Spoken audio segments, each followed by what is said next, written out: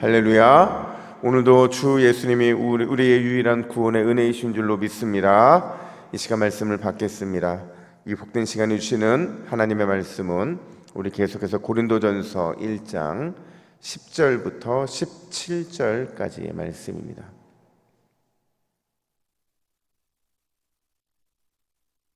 신약 263면 고린도전서 1장 10절부터 17절까지 오직 예수, 오직 복음이라는 제목으로 오늘 말씀을 받겠습니다. 우리 한 절씩 교독해 있습니다.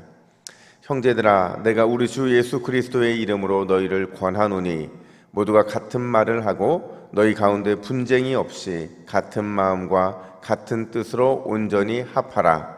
내 형제들아, 근로의 집 편으로 너희에 대한 말이 내게 들리니 곧 너희 가운데 분쟁이 있다는 것이라. 내가 이것을 말하거니와 너희가 각각 이르되 나는 바울에게, 나는 아볼로에게, 나는 게바에게, 나는 그리스도에게 속한 자라 한다는 것이니 그리스도께서 어찌 나누었느냐? 바울이 너희를 위하여 십자가에 못 박혔으며 바울의 이름으로 너희가 세례를 받았느냐? 나는 그리스도와 가이오 외에는 너희 중 아무에게도 내가 세례를 베풀지 아니한 것을 감사하노니 이는 아무도 나의 이름으로 세례를 받았다 말하지 못하게 하려 함이라. 내가 또한 스데바나 집사람에게 세례를 베풀었고 그 외에는 다른 누구에게 세례를 베풀었는지 알지 못하노라. 그리스도께서 나를 보내심은 세례를 베풀게 하려 하심이 아니요 오직 복음을 전하게 하려 하심이로되 말의 지혜로 하지 아니함은 그리스도의 십자가가 헛되지 않게 하려 함이라. 아멘. 여러분, 우리나라 기독교가 들어온 지 몇 년이 된 줄 아세요? 지금으로부터 138년 된 것 같아요. 1885년 4월 5일 이날 부활절 아침이거든요. 우리 순수하게 선교의 목적으로 언더우드 선교사님 그리고 아펜젤로 선교사님이 제물포항에 들어왔을 때가 바로 1885년이었으니까 우리가 지금 138년이 된 겁니다. 이제 한 세기가 막 지났는데, 한 세기가 지나고 얼마 지나지도 않았는데 우리나라 인구의 4분의 1이 기독교인이래요. 또 선교사 파송 1, 2위를 다툴 정도로 선교사를 많이 배출하는 나라가 됐대요. 성경을 전 세계에서 가장 많이 인쇄하고 또 전 세계에서 가장 많이 수출하는 나라도 됐대요. 참 대단하잖아요. 그러니까 세계에서 이런 유래가 없을 정도로 어마어마한 이런 능력과 어마어마한 복을 받은 게 바로 우리나라인데, 근데 여기에는 반드시 문제가 있더라는 거죠. 너무 짧은 시간 동안 대단한 성장과 부흥을 경험하다 보니까 그 역효과도 드러나게 됐는데, 그 중에 하나가 뭐냐면 바로 발음이 아니라 빠름을 추구하는, 그래서 결국에는 성숙의 열매가 약화된 그런 상황을 지금 초래하게 됐다라는 거죠. 이걸 바꿔 말하면 이런 겁니다. 열심히 믿는 것에만 너무 치중하다 보니까 자연스럽게 제대로 또 바르게 믿는 것에 대해서 우리가 너무 소홀히 여겼다. 그게 뭐 저의 얘기가 아니고 많은 교회 성장학자들이 하는 얘기라는 거죠. 근데요, 여러분, 이런 현상이 오늘날 우리나라에만 있었던 게 아니고요. 고린도 교회가 딱 그런 교회였다라는 거예요. 제가 주일날도 설명을 드렸지만 고린도 교회는 바울이 세운 교회 중에서 가장 단기에 가장 빠른 부흥과 성장을 이룬 교회였잖아요. 당연히 하나님의 은혜도 많이 받았을 것이고 교회가 굉장히 뜨겁고 또 역동성도 있었다고 해요. 근데 문제가 뭐냐면 너무 열심히 믿는 것에만 치중하다 보니까 어떻게 믿는 것이 제대로 믿는 것인지, 어떻게 믿는 것이 바르게 믿는 것인지에 대해서는 좀 소홀히 여겼다라는 거죠. 그러니까 이걸 아까도 말씀드렸지만 신앙과 삶의 성숙이 약화되는 그런 현상을 초래할 수밖에 없었다라는 거예요. 그 대표적인 예가 오늘 본문에 등장을 하는데요, 바로 분쟁입니다. 단순히요 서로 의견이 맞지 않아서 싸우고 의견의 불일치가 일어나서 그런 게 아니에요. 이거는요 강제적인 힘에 의해서 교회가 쪼개진 겁니다. 완전 나눠진 거예요. 어떻게 나눠졌느냐? 우리 12절 말씀 너무 잘 하시는 말씀인데 우리 같이 읽습니다. 시작. 내가 이것을 말하거니와 너희가 각각 이르되 나는 바울에게, 나는 아볼로에게, 나는 게바에게, 나는 그리스도에게 속한 자라 한다는 것이니. 아멘. 당시 초대교회 유명한 사람들 다 나온 거예요. 이런 바울은 고린도 교회의 설립자였죠. 그리고 베드로는 예수님의 수제자였죠. 아볼로는 지금까지 고린도에서 가장 영향력 있는 지혜자 중에 한 사람이었잖아요. 뭐 예수 그리스도는 말할 것도 없고요. 그러니까 이렇게 지금 바울에게, 베드로에게, 아볼로에게, 그리스도에게 이렇게 완전히 강제적으로 나뉘어졌다는 겁니다.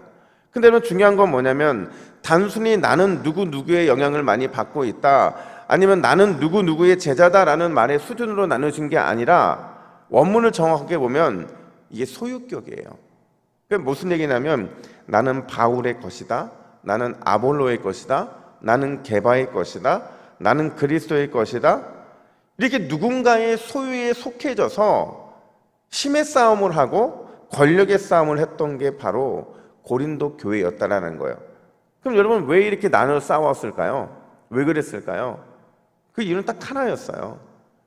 이 세상에서 성공하기 위해 고린도로 왔던 이 사람들의 야망이 교회 안에서도 내가 성공한 그 라인에 서기를 원하고 또 성공한 삶을 살아내기 위해서 그런 신앙인이라는 평가를 받기 위해서 이렇게 분열하고 싸웠다라는 거예요. 그래서 이제 바울은요, 이 문제를 굉장히 심각하게 다룹니다. 어떻게 심각하게 다루냐면 고린도 전서를 쓸 수밖에 없는 주된 이유가 사실 여기에 있다고 말을 해요. 힘의 싸움, 권력의 싸움, 그걸 통해 내가 교회에서도 성공했다, 이걸 좀 드러내고 싶어서 분쟁하는 그런 모습을 보이고 있다는 거죠. 여러분 오늘 우리가 살펴본 본문을 포함해서 1장부터 4장까지가 이 분열의 문제예요. 한번 매듭이 지어지거든요. 또 다른 문제를 다루다가 또 11장에서 다시 한번 분쟁의 문제를 또 꺼집어내는데, 이렇게 두 번에 걸쳐서 분쟁과 분열의 문제를 거듭 반복하는 이유는요, 이게 고린도 교회의 가장 치명적인 문제 중에 하나였기 때문에 그렇다는 거죠. 그럼 여러분 과연 이 문제를 어떻게 해결해야 되는가? 오늘 바울은요, 오늘 본문에서 두 가지 아주 근본적인 해결책을 제시하는데, 첫 번째가 뭐냐? 예수 그리스도가 항상 우선순위가 돼야 된다라는 겁니다. 여러분 누가 항상 우선순위가 돼야 된다고요? 예수 그리스도가. 그러니까 교회에서요, 예수님만 중요하다는 거예요. 다른 거 중요한 게 아무것도 없고 오직 예수님만 중요하다는 거죠. 그래서 제가 예전에 훈련을 받을 때 이런 훈련을 받았어요. 이 세 가지의 우선순위를 정했는데, 첫 번째는 그리스도, 두 번째는 우리가 함께 신앙생활하는 동역자, 세 번째는 나. 요것만 잘 지켜지면 예수 그리스도가 우리 교회의 우선순위, 내 삶의 우선순위, 우리 가정의 우선순위, 이게 정리될 수 있다는 거죠. 예수님이 첫 번째고 내가 함께 신앙생활하는 동역자가 두 번째고 내가 세 번째인데, 내가 등장하지 않으면요, 교회는 그것 자체만으로 평안할 수 있다는 거죠. 그래야 하나님께서 우리를 통해 영광 받으시고 교회가 평안하고 교회가 교회다운 모습을 보일 수 있기 때문에 그래요.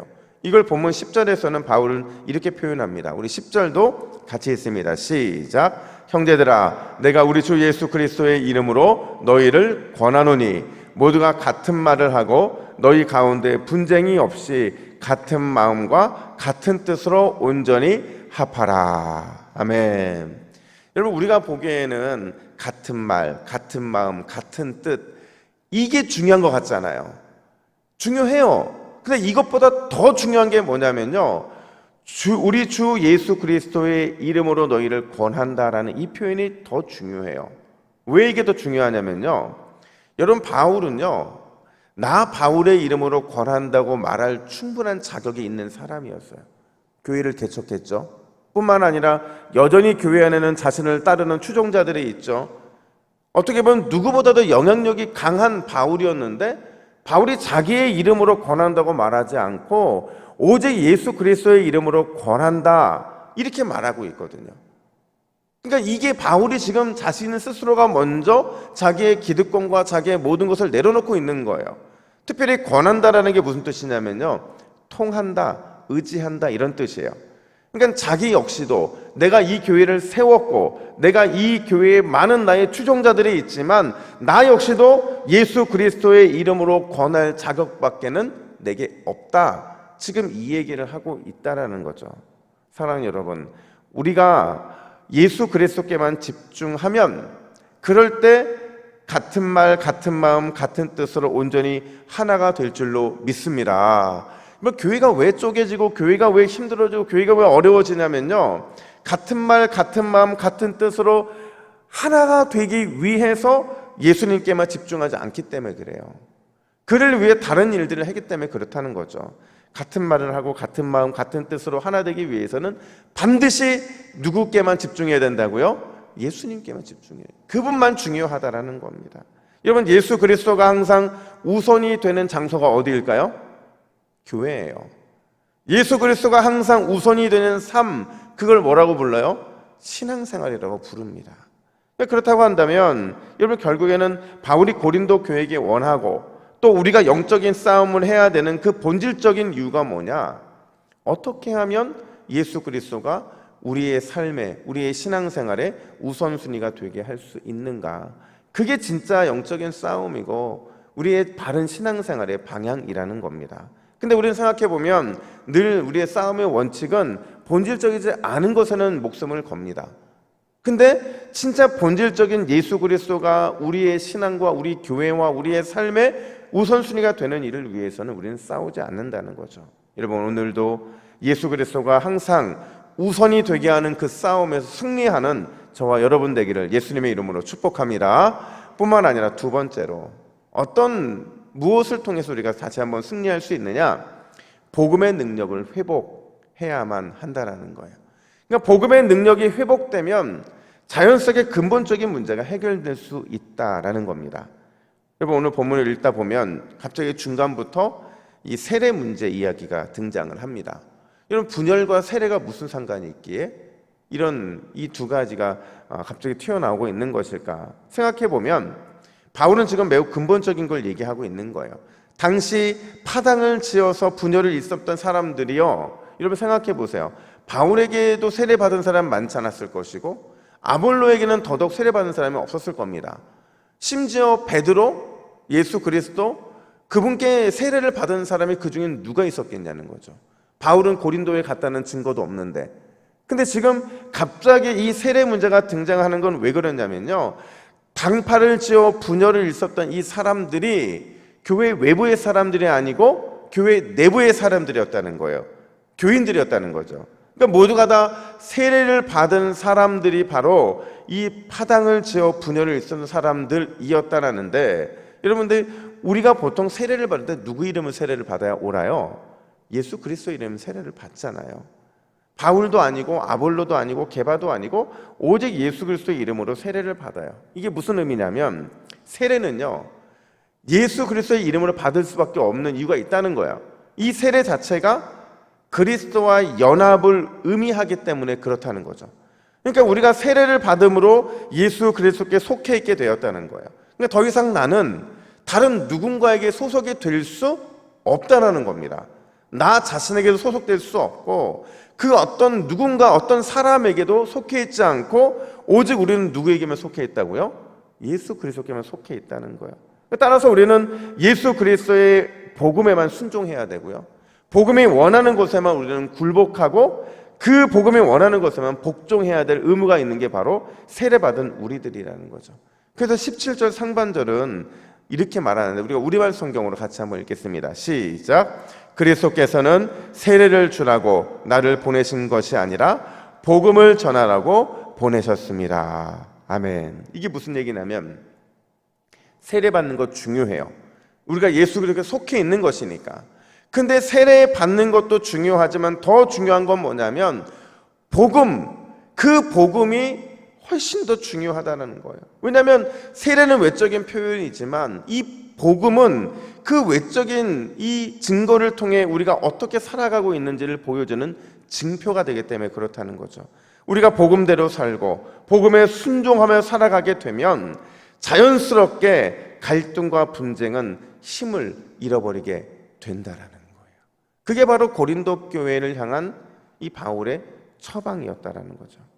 여러분, 제가요, 그러니까 벌써 한 3개월 지났는데 저희 아들이 어버이날이라고 해서 저희 아내하고 저한테 이렇게 선물도 아니고 그렇다고 뭐 대단한 것도 아니고 뭘 줬는데, 그것보다 더 중요한 게 뭐냐면 이 작은 편지를 써준 거예요. 근데 그 편지에 제가 뭐라고 그 써준 걸 봤냐면 이렇게 써진 걸 저희 주더라고요.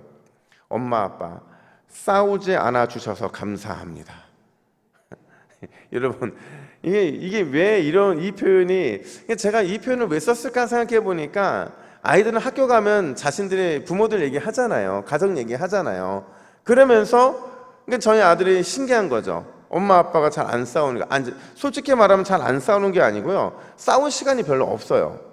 그분은 집에 계시고 저는 늘 교회에 있으니까 그 싸울 일이 별로 없고, 지금까지 뭐 저희 아들을 자라서 쭉 자라오는 과정 가운데서도 제가 굉장히 바빴거든요. 그러다 보니까 미안하게 가정에 신경 쓰지 못한 게 저희 아들 입장에서는 엄마 아빠가 싸우지 않은 것으로 참 감사한 일이지만, 생각해 보면 여러분, 각자의 자리에서 자신의 일에 충성할 때 싸우지 않을 수 있어요. 근데 우리가 왜 싸우냐면요, 각자 자기의 자리를 지키지 않고 그 자리에서 이탈했기 때문에 싸우는 거거든요. 이게 바로 그리스도인들에게도 똑같다는 거죠. 우리가 복음에서 이탈하면 싸우게 돼 있어요. 복음에서 이탈하면 그게 어떤 직분자든지 저를 포함해서 모두가 다 거기서 떠나 있으면 분쟁이 일어날 수밖에 없고 갈등이 일어날 수밖에 없다는 거죠. 다시 환원해서 말하면 여러분, 우리가 교회다운 교회가 될 수 있는 이유, 우리가 가정다운 가정 될 수 있는 이유, 우리가 그리스도의 그 성전이 내 안에 있기 때문에 내가 성전 될 수 있는 이유는 우리가 복음대로 살고 복음에 순종하며 살아갈 때 가능하게 되는 줄로 믿습니다. 오늘 하루도 그 복음의 그 본질적인 복음을 붙잡고 복음의 회복의 날마다 일어나는 저와 여러분 되기를 간절히 축복합니다. 우리 화면 보시고 기도의 제목을 같이 읽습니다.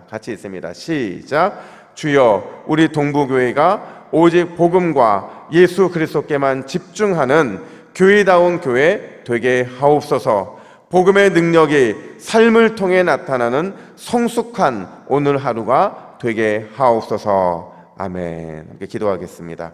하나님 아버지, 지상교회는 늘 연약하고 늘 부족하고 그래서 늘 넘어지지만, 우리가 오직 복음과 예수 그리스도에 집중하면 그 복음의 능력이 우리의 삶을 통해 우리의 신앙을 통해 나타나게 되는 줄로 믿습니다. 오늘 이 새벽에 다시 한번 복음의 능력, 다시 한번 예수 그리스도께만 집중하는 우리 동부교회 성도님들 되게 하여 주시고, 그 복음과 십자가 능력 예수 그리스도만 붙잡고 나아가는 오늘 하루가 우리에게는 승리의 하루가 될 수 있도록 우리를 붙잡아 주시옵소서. 감사드리며 예수님의 이름으로 기도하옵나이다. 아멘.